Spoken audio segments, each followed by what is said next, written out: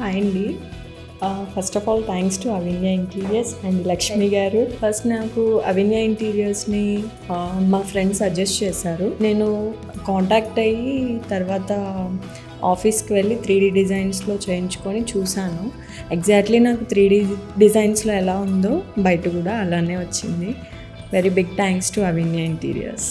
Actually 3Dలో ఉన్నట్టు వస్తుందా రాదా అని చాలా ప్యానిక్ ఉండే నేను, కానీ లాస్ట్కి వచ్చేసరికి అర్థమైంది నాకు బాగుంటుంది అని. చాలా బాగుంది, బాగా చేశారు.